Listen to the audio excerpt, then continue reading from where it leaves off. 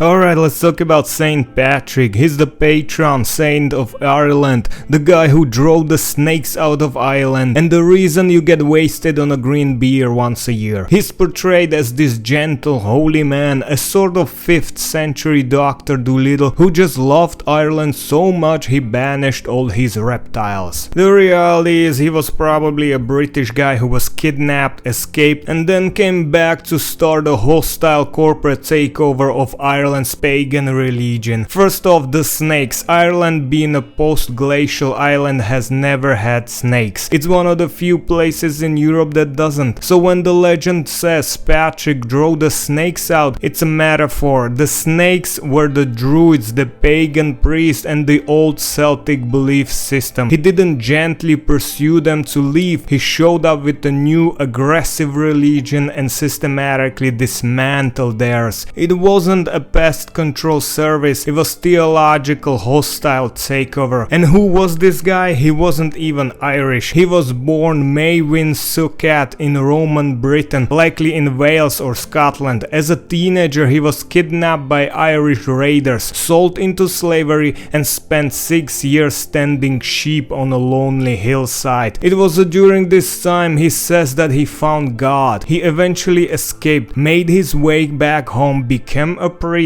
and then, this is the key part, decided to go back to the land of his captors. Imagine being abducted, finally getting away, and then your big life plan is to move back to your kidnapper's neighborhood to tell them they are all sinning. That's the level of dedication that borders on a grudge. And his method of conversion wasn't all parables and blessings. Patrick was a master of what you called strategic enculturation, but it looked like a cultural appropriation. He didn't just build churches and hope people showed up. He co-opted their sacred sites. He placed his holy wells on the top of their sacred springs. He used their existing festivals like the Spring Festival of Belton and slapped a Christian holiday on the top of it, Easter. He was essentially rebranding their entire culture, keeping the familiar locations and dates but replacing the pagan meaning with Christian doctrine. It was genius, but it was also a ruthless act of cultural erasure. He also leveraged the existing power structure. He knew that to convert the entire country, you had to get leaders on board. He focused his efforts on converting kings and chieftains, and once the king converted, his people usually followed. It was a top-down conversion, less about